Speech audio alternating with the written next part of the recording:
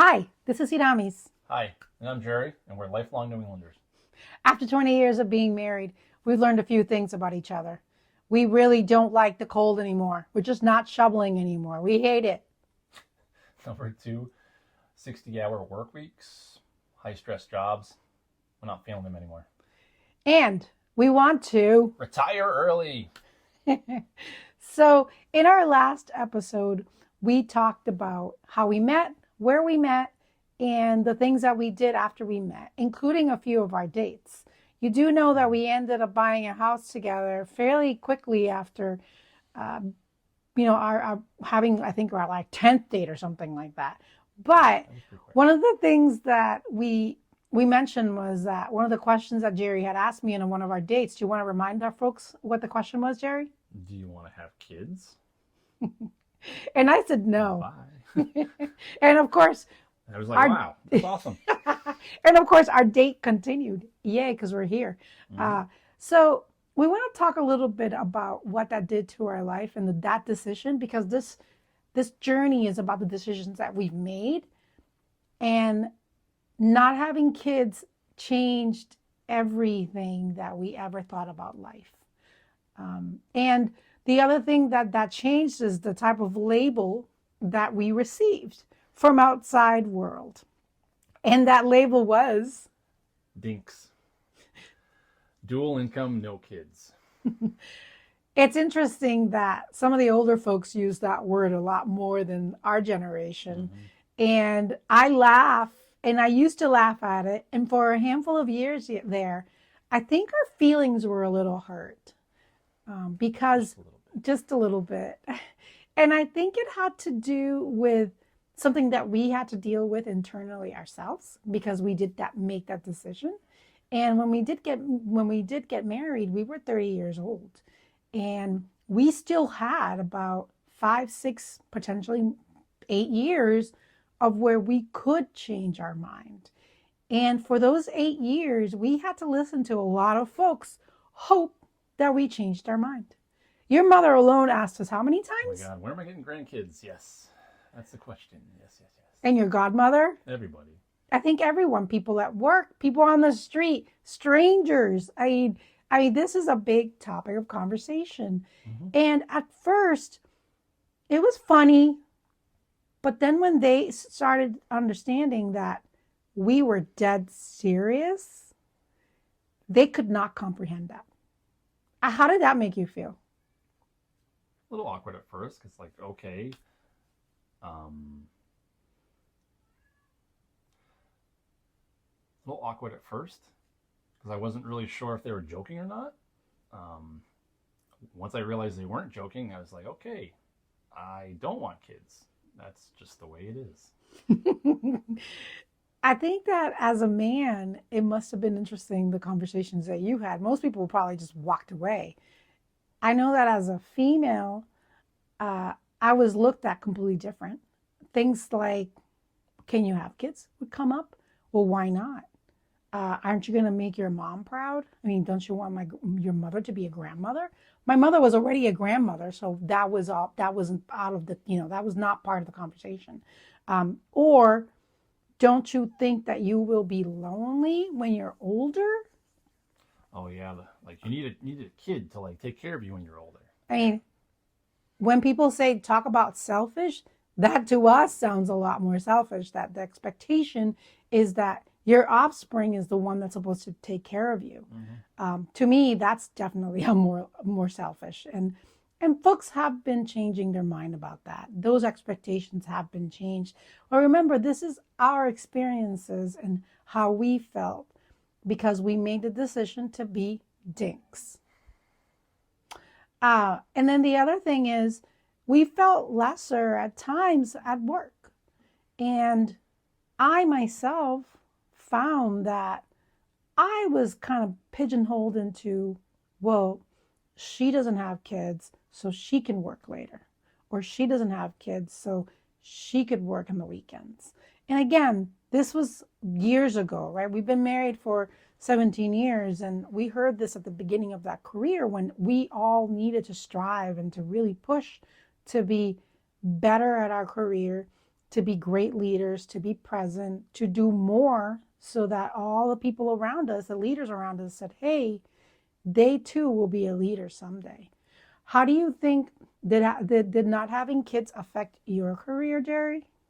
More than likely it did, because there are a lot of situations where people with kids would have conversations and they'd talk about stuff, and I'd be like, I don't know what you're talking about. And so I'd either walk away or just be quiet so I wouldn't be part of the conversation. So I just wouldn't make those connections or that really good bonds at work. So I would be left out possibly on promotions or different projects that would be cool to work on, because I'm the guy that would just work the weekends and crank it out because I don't have kids. I don't have to go to soccer practice or anything. So probably. I think it's important for folks to understand, like, just a reminder that that's our experience, and it has gotten better, significantly better now. And I think now I am very proud to say that I am a dink, and I want everyone to know that I'm a dink, and I'm perfectly fine with it. It's like Alcoholic Anonymous here, but I'm absolutely fine, and I want to. If I could, I'd wear a badge. Over the years, one of the other things that people would say is, "Oh, you're going on a vacation again." So what they say to us, Gerry? Must be nice not to have kids. Or, and I'm like, why would you say that? I know. Oh my gosh. Our favorite saying would be something that we call our website. Yeah, gone away again. Yeah, I'm always on vacation, supposedly, to my coworkers.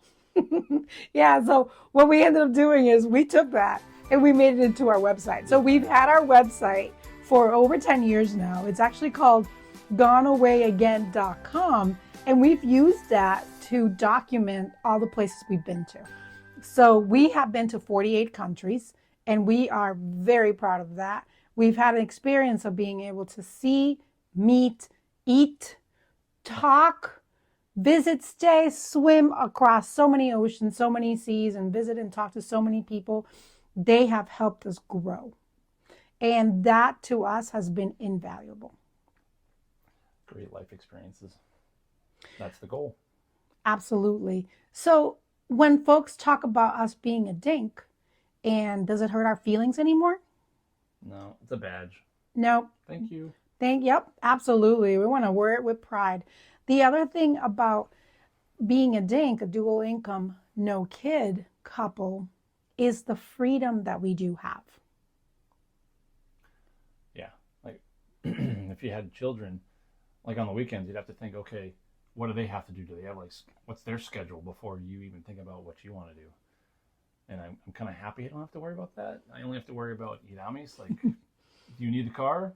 Can I take the car? Those are the conversations we have. Yeah, which is incredible, because when you start thinking about what that entails, it's really about us as a couple. And one of the many reasons that we really enjoy each other's company. There was not those 10, 15, 20 years of, well, we're parents and we have to think about them before we think about ourselves. And yes, maybe when we're 90, we will be a little sad, and hopefully my niece and nephew will bring us some tequila in the nursing home, and the whole thing. We have a plan. We have a plan. Tequila vodka. Yeah, tequila vodka. But we'll have our cats with us. It'll be great. But I do know that right now, over the next 20, 30, 40 years that we have is what people call the go-go years. Mm-hmm. We're going to be able to enjoy what we wanted to choose as a couple that does not have kids. And I will say that has brought a different type of feeling into our life, and the way that we make our decisions, and the spontaneity of our relationship. The fact that one day our friends can say, hey, I'm at a conference and we're going to go ski Whistler, so can you just pack your bags? What do we say to that? Yeah. Absolutely. Which we have done. Or let's go wine tasting in Napa because we got nothing else to do in the weekend. Yeah. Well, why not? Let's go ski at Jay Peak. Let's just go. Who else can come with us? Well, you know what? We've been looking over the years that we have found people that wanted to come with us. And if they needed to get a babysitter or they needed to bring the kids, we don't care. We'll travel with the kids. We've been traveling with the kids, my niece and nephew, his Jerry's sister's kids. We're going to be doing a big trip with them this summer. Our friends' kids are incredible. They're all incredible human beings. We love kids. We especially love kids because they're not ours. And we can sugar them up and we can return them. Especially when you don't have to do diapers. That's, safely. They're all old enough that we don't have to do any diaper changes. I'm all in. Yeah. We'll go skiing with them. We'll teach them. We'll take them to the aquarium. We'll do pretty much anything they want to do. We're going to be the great aunt and uncle, and we'll continue to do that. And I will say for the folks out there that they too are on this, they're about to get on this train. You know what? It's fantastic. I highly encourage it. But you know what else is fantastic? Having kids. And it is equally as rewarding, and there is no thing that you should even, if your partner is on the same boat, on the same mindset that you are, you both don't want kids, great. Do it. Follow your heart. Do that thing that makes you happy. If your partner and you are not on the same page, then that's a big conversation that you have to have, because that will change your life. And we have also seen that having that type of relationship with your partner, that's one thing you disagreed at the beginning, could really hurt you later on. And you want to make sure that you bring children into the world that are loved, that are wanted, that are just incredible, that you can raise as incredible human beings that we'd love to hang out with. And then, of course, if you want children, I encourage you to have them, to enjoy their company and how wonderful they are and how loving they are and how they see the world so clearly. And they really do teach us stuff.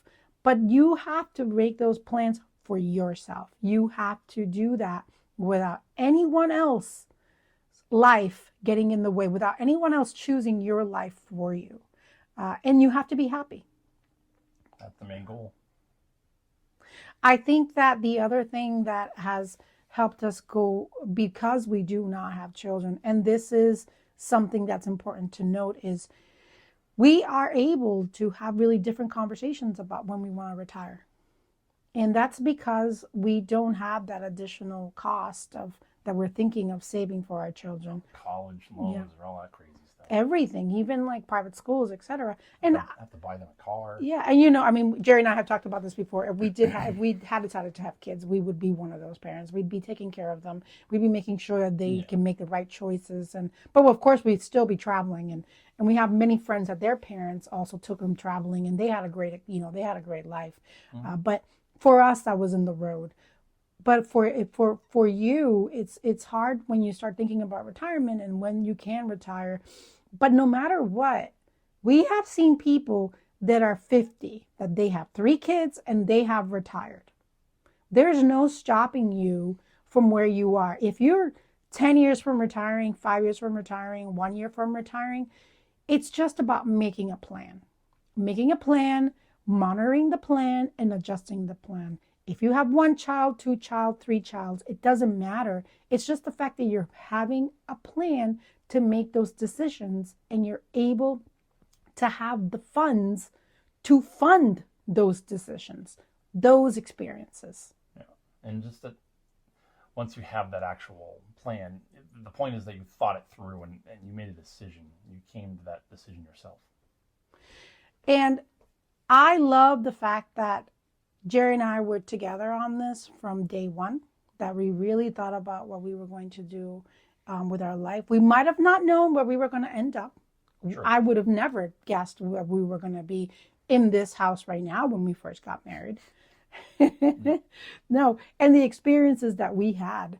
And it's crazy because when we talk about those experiences, they could have absolutely been done with or without kids. But for us, the no kids really changed the way that we did some of those experiences. And we'll put those, we'll put a couple of images throughout here as we've been speaking. But right now we moved, we bought 4 houses. We've moved technically twice, and we've sold 2 houses or 3 houses, 2 houses. 2 houses. And then now we're on to what I call the money pit. But the traveling that we have done in between all of those all of those real life lessons, which is the houses, the selling the houses, the buying the houses, the living, has been incredible. 48 countries is just unbelievable. And one of our goals is to hit 100. There's over 194, 195 countries in the world. We do not want to visit all of them. Some of them won't even accept us as Americans. Correct. But we're going to try to go to as many as we can. And if we drag our niece and nephews with us, they better have enjoy themselves, right? We already started dragging them over the years to several trips, but we're thrilled. And if we can have the other nieces and nephews come join us, please, we'll have a great time, and we'll show you what you can do when you make these decisions early on in life. So from 2 dinks to hopefully some future dinks, and the parents, we love you too. We hope that you enjoyed listening to our thinking about why we absolutely love being a Think. So yes, thank you. Yeah. So thanks for joining us. Subscribe. Next episode, we'll be talking about buying a house and what the heck were we thinking. So thanks. Have a great night. You have a good one.